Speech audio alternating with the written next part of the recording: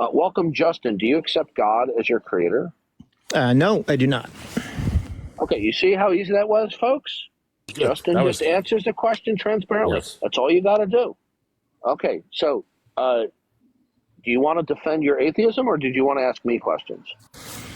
Well, I can defend it. I can try to, at least. So I understand your take that, the universe and everything is so amazing that it seems that there might be a creator. But when I think people talk about Jesus or God, that's very specific, almost too specific. Couldn't it be something else other than what you believe as God or Jesus? No. And why is that? Why can't you have an open mind and Why? think that something else incredible may have created all this? Because then I would be closed to all other views that are the negation of that idea, and I would. No! You'd be open. I think the opposite. No, You'd be open. No. I don't think you understand the dialectic here, right? So we're going to have to do some remedial education here, right? So there can only be one true worldview. Do you understand that before I move on?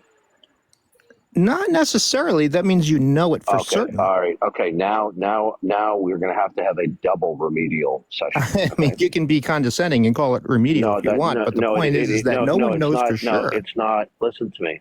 Okay. So there you're making another indefensible claim, which we can get to momentarily. Now. So you're saying you know for certain.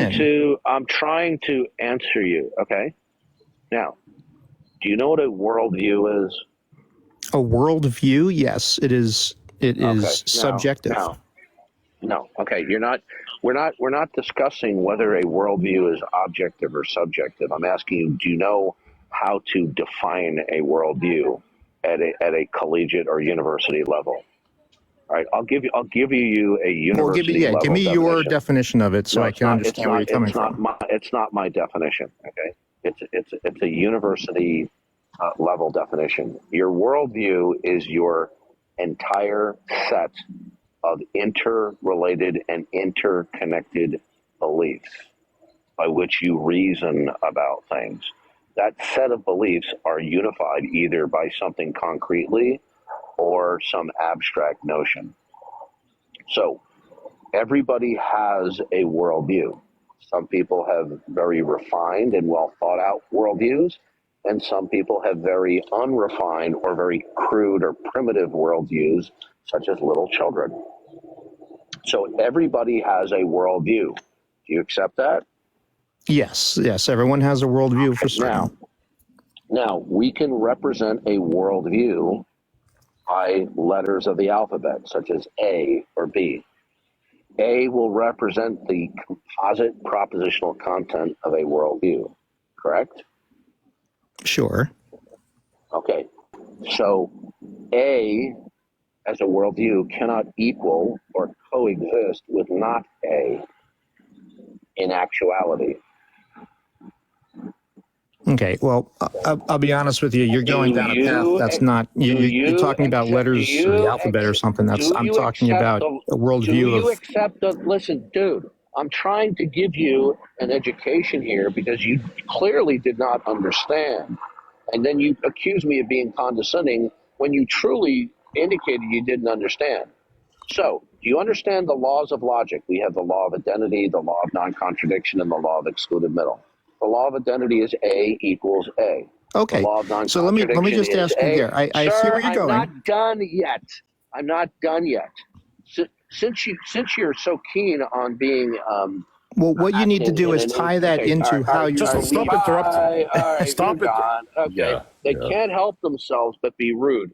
Okay, so I'm trying to explain to him how everybody has a worldview, and all worldviews are mutually exclusive and contradictory to other worldviews that they are not. And I have to give him a remedial education on this stuff. And then he says I'm condescending. No, I'm not being condescending. It's because you truly are uninformed about the nature of worldviews and how they are mutually exclusive and contradictory to any other worldview in terms that they are putatively true. Yes, sir. We're not talking about contemplating worldviews in a thought experiment. So we have worldview A, worldview B, and we're just thinking about how they relate to each other in a thought experiment. We're talking about worldviews in terms of actualities, right? But he's so concerned about me being impolite that he purposely, as I was trying to educate him on the nature of worldviews, obviously that I'm more educated on that issue than he is, that he decided that he wanted to be rude and interruptive and impolite. But then again, I'm being the one condescending, according to him. Yeah, that was. He was in Yeah. Hey, Justin in quiescence. If you get removed, you're not coming back up in the same day. Okay? tomorrow. Yeah, you're not coming back. Yeah, today. you can come up tomorrow. If you behave in such a way that I have to kick you, not because you're disagreeing, but because you're misbehaving. All you have to do is conduct yourself like an adult, and you can disagree at length with me, right? The moment you descend into inappropriate adolescent behavior, I'm going to remove you. I'm not going to put up with it. Now, this is an absolute indictment, the TikTok audience here, that the unbelieving community is not sending intelligent and mature representation. They're not sending it. They're not showing up. Yes, sir. I want intelligent, mature opposition. I really want that. No intelligent opposition. What does that tell you, folks? They're afraid, very afraid.